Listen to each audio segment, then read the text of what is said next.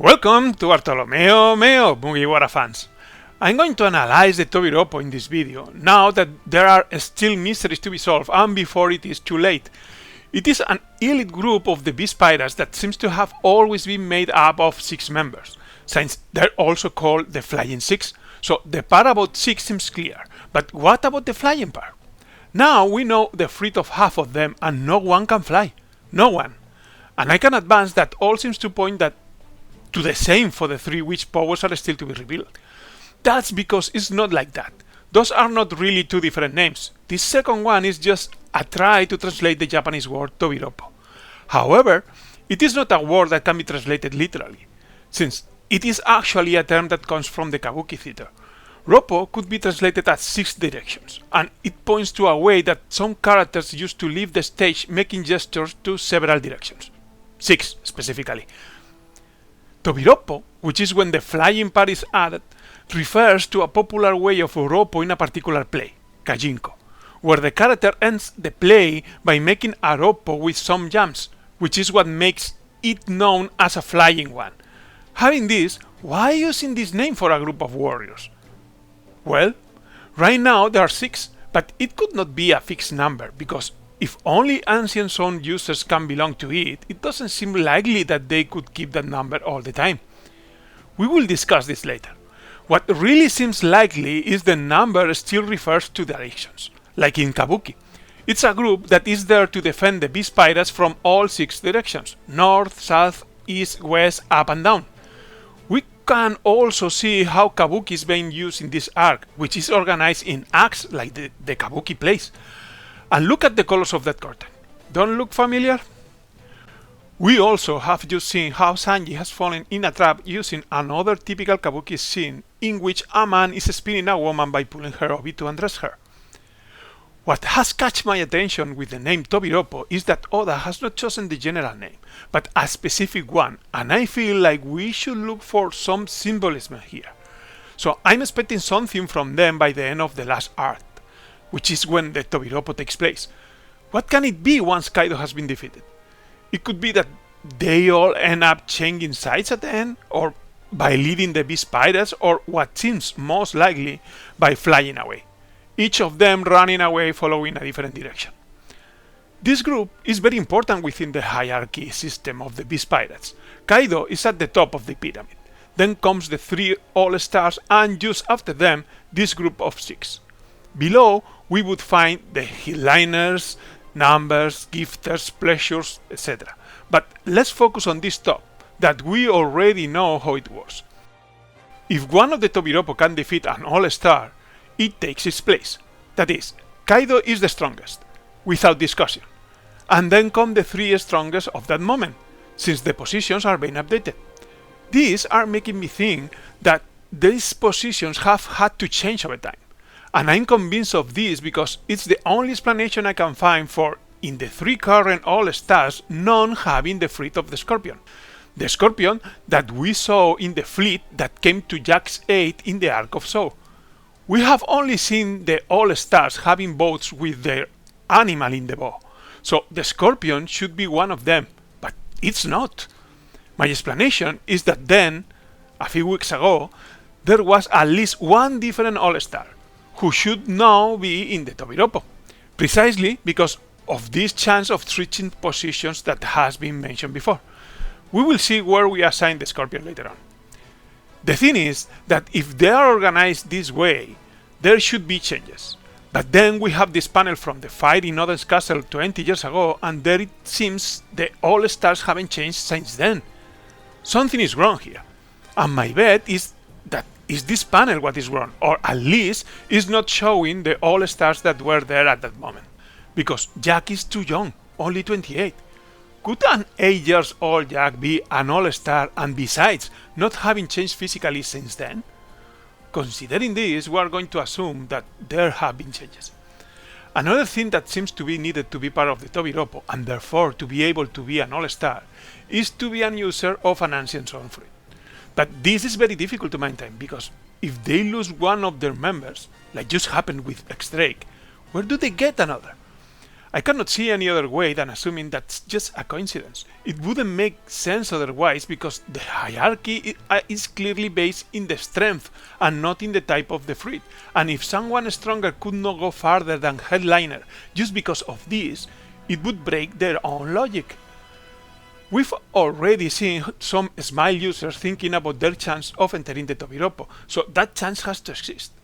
This also solves the problem with the number of members. They can really guarantee having always 6 members this way. Besides, the number of the direction 6 is also twice the number of all-stars.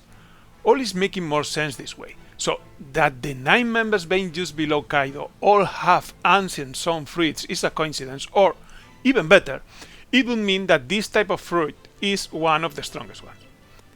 This way, another thing that cannot be kept is the names of the all-stars unless they are really titles. The name of the figures in the cards, Jack, Queen and King, cannot be their real names, and if someone takes the position of one of them over, should automatically take that name too in order to keep that pattern. Tobiroppo members have all an alias, which is a card game. Those cannot be changed, since page 1 has his name tattooed on his chest, and all headliners have a name of this type too. Let's see who the members are, one by one. Let's start by the one that just left the group, who is also the one we know the most, Red Flag. Well, that's his card game alias, but we all know him as X-Drake. He was introduced to us as a supernova who, like everyone in that group, except for Zoro and Killer, was captain of his own crew. However, we now know he is actually a spy from the Marines, who, due to his fruit, should have already targeting Kaido's crew since the beginning. We also know that his father was a Marine that became a pirate, who was murdered by Doflamingo when his group was trying to sell the Ope Ope no Mi to the Marines. A young Drake was there too. As we all know, that fruit ended up being for Trafalgar Law. This link between them, which is still unknown to Law, was probably what made Drake to risk his cover to free him from the Wano prison, which in the end has been what has caused to be discovered and lose his position. He had been in that crew for less than 2 years, as he joined during the time skip. His was the first ancient son that we saw in the show, the Allosaurus. The next member we knew was Page 1. He's the youngest of the group, and at just 20 years old he shouldn't have joined long ago. His fruit is the Spinosaurus one, a quadruped dinosaur with a big dorsal sail. Since X-Drake's Allosaurus is bipedal, this means that they have a different way of fighting. Page 1 can use his front legs. He's very close to what seems to be his sister, Ulti, but there is no confirmation about they being siblings, and we only have that he calls her like that. But that's a common way of calling someone with affection, like Tama continuously calling Luffy brother. We've also seen King referring to them as little brothers, so for now we are going to treat them as such. Despite Ulti's childish manners, he is actually 2 years older than him. Among all the Tobiroppo members, this couple are the ones that least seem that had been captains of a crew. Actually, the 3 members that we haven't mentioned yet are leading their own division, but X-Drake, Page 1 and Ulti doesn't seem to have earned that right yet. This is probably because these 3 seem to be the newest members. However, these 2 siblings look the most devoted to Kaido. Ulti's fruit is the Pachycephalosaurus one, a dinosaur that allows her to fight in a different way too, by powerful headbutts. Having mentioned all the revealed fruits, it seems that diversity, mainly when it comes to fight, is a priority for Oda, since it comes before even bringing in popular dinosaurs. The 3 dinosaurs that we know in the Tobiroppo have their own way of fighting, which besides also differs from that of the 3 All-Stars.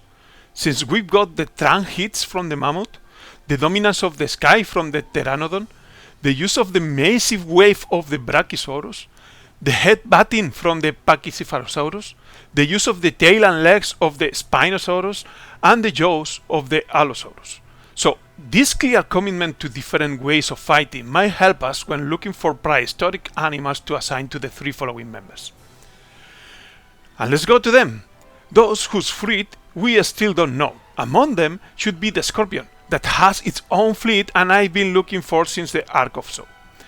And even though it seemed I had a clear thought about who could have it, this last manga chapter has brought me doubts because Black Maria captures Sanji using a spiderweb, and if we add the name, which seems to recall the popular Black Widow, it seems like if we should pick a prehistoric spider for her, right? The problem is that there are just two types of arachnids, spiders and scorpions, and it seems too much for me having both. So one option that has just arisen is that Black Maria is the scorpion and her division is made of arachnids, having the smile of the spider among them, which would be the one that created that spider web, which seems small for the size of Black Maria. Besides, there is a prehistoric animal that is like a spider with a scorpion tail, something like a limb between them, the Chimera arachnid, which would fit well here too. This has made me want to change the thought I had before this last chapter. Once Sasaki's armored division was introduced and I could see smile uses for animals with exoskeleton, such as the crab or the beetle, which have similar features to the scorpion, I thought it was probably there. However, even though I'm feeling like I'm going to choose wrong on this 50-50 choice, whichever I choose, I follow my intuition and have left the Titanoboa that I had already assigned to Black Maria because it still fits me well. The name can also refer to the popular black mamba snake, and we had already seen before the woman on her team who kicked Sanji as having the smile of the snake, so her division cannot just be of arachnids. So despite the fact that Sasaki seems ideal for one of the armor type dinosaurs, such as the Ankylosaurus, a type of dinosaur in which everyone has a tail that can be used as a mace or a spike ball. So it's very tempting because it brings a new way of fighting. Or even though animals like the Triceratops or the ancestor of the rhinoceros also could have a place here. Well, despite all that, I follow my intuition and assign the scorpion to Sasaki. It also happens that Sasaki seems more suitable to me to have been all-star sometime. But as I said, I have the feeling that whichever I choose is going to be the other. And we still have to see how he uses his sword, because it is not looking like a conventional one. It's more like a roll flexible blade that I imagine he could use as a cutting whip. We'll know how he fights soon, even though it's hard for me to believe this is going to be Frankie's fight. This one and the next are the ones what are confirmed to be former captains and good candidates for having been all-star in the past. They also seem the less loyal ones, the ones that would fly more easily if they see the chance that Kaido could be defeated. Obviously, I'm not counting X-Drake here. And the last one is Husku. Like mentioned, he's another former captain who seems to have been in the crew for a long time. Since being 38 years old, he's the oldest of the group. Guessing his fate is not going to be simple after the last chapter, since even though he's leading a Cat-Them division, this seems to conflict with what we've been shown from Yamato. That she has a fruit with Predator's teeth and a roar. One of the creatures that is theorized for Yamato's fruit is the Byakko, which is one of the 4 mythological creatures corresponding to the cardinal points. The Byakko is a white tiger corresponding to the west, and the theory fits well because the creature corresponding to the opposite point, the east, is a blue dragon. So, whether Yamato turns out to be the Byakko or the saber-toothed tiger, what is left for Husku then? That diversity I've been talking about is totally against having 2 tigers here. So, looking at the hints for both characters, I think that the ones for Husku win. If he's leading a violent team, we should expect his son is following that way, and then there would be no surprise here, and saber-toothed tiger would be for him. Yamato's teeth and roar might still belong to a different other type of animal, or even to another type of fruit. Well, this has been my analysis for the Tobiroppo, although actually it has been an excuse to assign that scorpion that has obsessed me since those boats appeared years ago.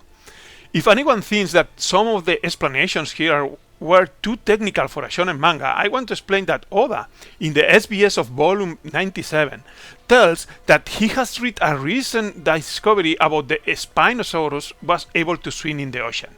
And as he had already drawn it in the manga, what he did was add fins to its tail for its appearance in the Battle of Onigashima.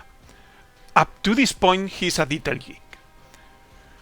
As usual, I hope you like this analysis, and if so, we might meet in another video. See ya!